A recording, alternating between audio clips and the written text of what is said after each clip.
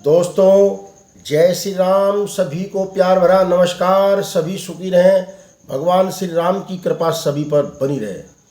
दोस्तों आज की रामलीला के रंगमंच में द्वितीय यानी दूसरे दिन, पहले दिन नारद मुनि की लीला होती है और दूसरा जो हमारा दिन होता है वो होता है रावण वेदवती संवाद।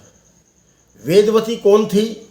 वेदवती कुशध्वज ऋषि की कन्या थी और जंगल में रहती थी। भगवान विष्णु को पति का रूप मानकर तपस्या करती थी। बड़ा ही रोमांचकारी दूसरे दिन की लीला का वर्णन है। रावण किस तरीके से अत्याचार करता है। कुशध्वज की जो पुत्री थी वेदवती, वो रावण को क्या श्राप देती है। बड़ी ही रोमांचक लीला है। आज की दूसरा दिन है और यह जो दूसरे दिन की लीला है, ये हमारी जो लीला है ये बड़ी खास बन जाती है। लीला का सही मंचन जो है यहीं से शुरू होता है। तो क्या कहती है वेदवती? जंगल में लकड़ी चुग रही है। थोड़ा पुस्तक का सहारा लेना पड़ेगा दोस्तों। क्या कहती है? समाया हर समय नजरों में वह भगवान रहता है। समाया हर समय नजरों में वह भगवान रहता है। उसी की है लगन मन में, उसी का ध्यान रहता है। बन में चेरी चरणों की यह आशा, यही इच्छा, मण हो उसके चरणों में, यही अरमान यही रहता। जुदाई हर घड़ी की अब मुझे बेचैन रखती है। जुदाई हर घड़ी की अब मुझे बेचैन रहती है। विरह में रात दिन ही मौत का सामान रहता है। दयाकर अब तो भगवान, आखिर सबर की हद है। कुशल अब क्या रही, दिल हर घड़ी हैरान रहता है। आह, जब मेरे पिता कुशध्वज ऋषि ने प्रण किया कि मेरे पति विष्णु भगवान होंगे, तब से मैं उन्हीं के चरणों में ध्यान बिता रही हूँ। सारे संसार का मोह छोड़कर उन्हीं के चरणों में ध्यान लगा रही हूँ, उनका ध्यान लगा रही हूँ। परंतु मेरे प्यारे, मुझ पर कृपा कर। निराशा के अंधकार में आशा की ज्योति जला। कौन जाने कब तक स्वामी मिलेंगे आनकर, और निज सेवा में लेंगे जानकर पहचान कर। कब तलक यूं ही फिरूंगी ठोकरें खाती हुई, कब तलक यूं ही फिरूंगी ठोकरें खाती हुई, शोक और संताप में जीवन को भरमाती हुई। ये वेदवती जी ध्यान कर रही है भगवान विष्णु का। यहीं से पर्दा खुलता है, पहला सीन है। अब रावण प्रवेश करता है कुटिया के आसपास और वेदवती को देखकर क्या कहता है? आह, रावण का डायलॉग है, निर्जन वन में शोभ थी, ऐसी सुंदर नार, मानो मोती कीच में चमकत है हर बार। नहीं, यह तो इससे भी अधिक सुंदर है। इस निर्जन स्थान में तो कामनी का वास, जो अंधियारी रैन में चंद्रदेव का हाथ। वेदवती क्या कहती है? क्या विचार कर रहे हैं महाराज महात्मन? रावण कहता है अपने ध्यान में, सुंदर मुख, विशाल नेत्र, घुंघराले बाल, चौड़ी छाती और मस्तानी चाल, और मन को लुभाने वाला अलौकिक रूप, ढिठाई के साथ चित्त पर प्रभाव डाल रहा है। इतने आकर्षण एक साथ मिलकर दिल को चुराने की चेष्टा कर रहे हैं। निसंदेह यदि शारीरिक और मानसिक बल पर विजय पाने वाली कोई शक्ति है तो केवल चंद्रमुख की शोभा। यदि ज्ञानी का ज्ञान, योगी का ध्यान और मानव का मान तोड़ने वाला कोई वीर है तो केवल यह रूप है। रावण वेदवती को देखकर सम्मोहित हो गया और ये वचन कहने लगा। जहां चल जाए, जहां चल जाए तोले वार, जहां चल जाए तीखे वार इन नैनों के तीर के, जहां चल जाए तीखे वार इन नैनों के तीर के, नहीं कुछ काम दे सकते वहां हथियार वीरों के।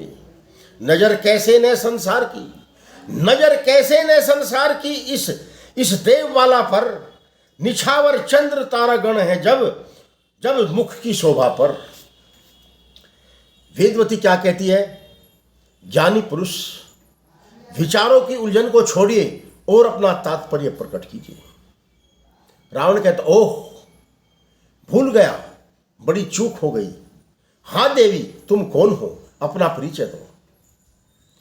वेदवती कहती है, हे महाराज, मैं कुशध्वज ऋषि की पुत्री कन्या वेदवती हूं और भटकी हुई इस अनाथ वन में बालिका के रूप में मैं घूम रही हूं। संसार में घिरी हुई एक दीन दुखिया हूं, जोगिन हूं। रावण, क्या अभी तुम्हारा पाणी ग्रहण नहीं हुआ है? वेदवती, हो चुका है। सदा से आज तक जिनका कि सब वेदों में गुण गाया, जो विष्णु विश्व की और लोक का आधार कहलाया, जिसे 14 भवन और 3 गुण, जिसे 14 भवन और 3 युग भगवान कहते हैं, उसी को बस मेरा जीवन, मेरा पाणी, मेरा पति प्राण कहते हैं। हे राजन, जो त्रिभुवन के स्वामी हैं, क्षीर सागर में वास करते हैं विष्णु भगवान, मैं उन्हीं को अपना पति मानती हूं। रावण क्या कहते हैं? कल्पना, झूठी कल्पना, मृग तृष्णा के पीछे दौड़ने वाली मृगी, क्या धूप को मुट्ठी में बंद करने का इरादा है? क्या धूप को मुट्ठी में बंद करने का इरादा है? तुम्हारी ये भूल बहुत ही बड़ी भूल है और उस कल्पित आकार को प्रेम करके आशाओं का स्वप्न देख रही हो। यह कसौटी होगी पूरी किस तरह विश्वास की, यह कसौटी पूरी होगी किस तरह विश्वास की, आस है कागज के फूलों से तुम्हें सौगात की। तुझको तड़पती रहेगी सर्वदा आशा तेरी, हो नहीं सकती पूरी कभी इच्छा यह तेरी। वेदवती कहती है, इच्छा पूरी हो न हो, परंतु मैं अपने विचार को नहीं छोड़ सकती। एक बार जिसको अपना पति मान लिया, मैं उसे कदापि छोड़ नहीं सकती। यह गाढ़ा रंग है जो चढ़ गया हृदय के दर्पण पर, यह सच्ची कामना है पार उतरेगी साधन पर। मरूं इस ध्यान में बेशक मरण एक बार होता है, सती नारी का जीवन प्रण एक बार होता है। बड़े सुंदर शब्द वेदवती ने कहे हैं। रावण क्या कहता है? निसंदेह तू अपने ध्यान में मग्न रहो, निसंदेह तू अपने ध्यान में मग्न हो रही है, अंधे विश्वास के कारण अपना जीवन तत्व खो रही है। परंतु देख, संसार सुख भी बार बार नहीं आता, बार बार नहीं मिलता। भोग के साधन नित्य इकट्ठे नहीं हुआ करते। जब यौवन की झलक चली जाएगी तो एक दिन याद करके बहुत पछताएगी। यह शोभा, यह चंद्रमुखी, यह जवानी और जीवन, यह रंगत, यह चमक, यह रूप, यह जादू भरी चितवन। पड़ा है धूल में जो मनहरण अनमोल मोती है सुंदर फूल तू पैरों तले पाषाण का मोती है, पामाल का मोती है। वेदवती कहते हैं, हे कामी दुष्ट, हे कामी, असार संसार के सुखों में फंसाकर मेरा क्यों ध्यान भंग कर रहा है, मेरा क्यों सत्यव्रत खोना चाहता है, विचलित करना चाहता है, नाशवान कामनाओं का रंग चढ़ाकर मेरे हृदय में वासना की क्यों भूख बढ़ा रहा है। नहीं समझा है अब तलक किस तरह है मान अवला का, नहीं समझा है अब तलक किस कदर है मान अवला का। प्रण यह है प्रण से प्यारा हमेशा जान अबला का।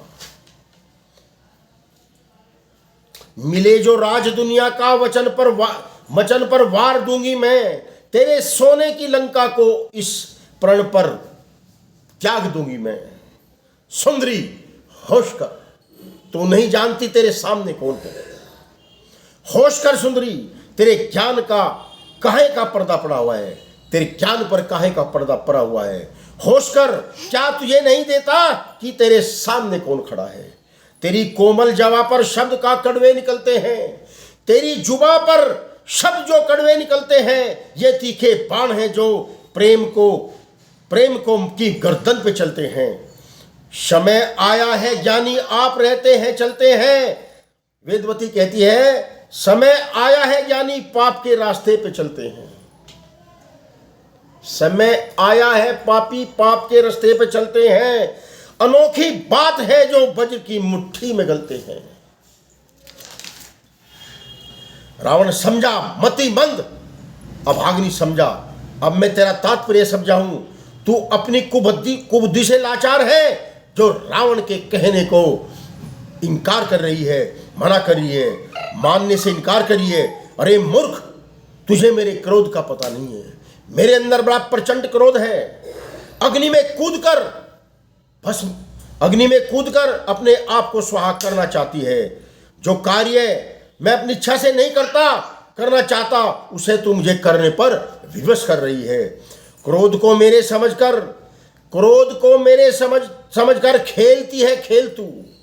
क्रोध को मेरे समझकर खेलती है खेल तू। बोलकर कड़वे वचन अग्नि में घी डालती है तू। ऐंठ कर रावण के जग में कौन रहने वाला है। देखता हूं तुझको यहां कौन बचाने वाला है। रावण पकड़ने के लिए आगे बढ़ता है और वेदवती पीछे हट जाती है। वेदवती, शर्म कर, हया कर, अंधे शर्म कर। रावण, बस इस पर आगे मत बोलना, इससे आगे मत बोलना। बहुत सुन चुका हूं, तू बंद कर अपनी कहानी को। बहुत सुन चुका हूं, बंद कर तू अपनी कहानी को। इसी अभिमान में खो देगी आखिर तू अपनी जिंदगानी को। वेदवती क्या कहती है हंसकर, अरे जिंदगानी, क्या जिंदगानी का मोह दिखाकर, क्या जिंदगानी का मोह दिखाकर अपने वश में लाना चाहता है। क्या मृत्यु का भय दिखाकर मुझको डराना चाहता है। अरे वीरता का सिक्का जमाना है, जा चांडाल यहां से अभी चले जा। यदि कुछ लाज है मुझे अपनी सूरत मत दिखा। देखना पापी का मुंह भी एक भारी पाप है। वेदवती कहती है कि देखना पापी का मुंह भी एक भारी पाप है। इसलिए ही मेरे मन में घोर पश्चाताप है। मन दुखाकर दीन का क्या हाथ आएगा तेरे। मन दुखाकर दीन का क्या हाथ तेरे आएगा। याद रख तुझको तेरा यह पाप ही खा जाएगा। रावण, ओह इतनी ढिठाई, इतना अभिमान, देवताओं के महाराज रावण का यह अपमान। रावण क्रोध में आते हैं। जमाने भर की शक्ति जिसके चरणों में झुकती है, तमाशा उसी योद्धा को अबला ना रचती है। तमाशा है अबला उसी योद्धा पर अकड़ती है। वेदवती कहती है जिसे अबला समझता है वह एक बलवान शक्ति है, जलाकर भस्म कर देगी यह ज्वाला देखती है। रावण, बस अब नहीं सुना जाता है। तेरे कटीले शब्दों का अंत हुआ देखता है। रावण का क्रोध देखकर तो पागल हो जाएगी। जो हुआ अच्छा हुआ, अब ध्यान ही बेकार है। देख मेरा हाथ तेरे अब गले का हार है। रावण का डायलॉग है, दोबारा सुनो। जो हुआ अच्छा हुआ, वह ध्यान ही बेकार है। देख मेरा हाथ अब तेरे गले का हार है। वेदवती क्या कहती है, नहीं, ऐसी बातों से मुझे कुछ हासिल नहीं है। दुष्ट, मेरे शरीर को स्पर्श मत कर। तू इस काबिल नहीं है, इस लायक नहीं है। गर्दन छुड़ाकर, रावण गर्दन की ओर हाथ करता है, गर्दन छुड़ाकर, रावण तू इस काबिल नहीं है। हाथ अन्यायी, मेरी काया ही भ्रष्ट बनाई, तेरे छूने से यह शरीर ही अशुद्ध होगा है। अब मेरे इस देव से ही तेरी भेंट हो सकता है, इसलिए इसे त्याग कर नया रूप धारण करूंगी और उसी से तेरी मृत्यु का कारण बनूंगी। यह रावण की मृत्यु का कारण बन जाता है। रावण वेदवती के गले को जब पकड़ता है तो वेदवती हाथ छुड़ाकर उसको कहती है कि अब यह काया किसी काम की नहीं रह गई है कि एक दुष्ट पापी ने मेरे शरीर को हाथ लगा दिया है, और श्राप दे देती है। वेदवती के शरीर से ज्वाला प्रकट हो जाती है और रावण का डरते डरते धीरे धीरे वहां से चला जाना है। बोले श्यापत रामचंद्र की जय। यह रावण वेदवती का संवाद है। दूसरे दिन की लीला बढ़ाई रोमांचकारी संवाद होता है रावण और वेदवती का। जय श्री राम।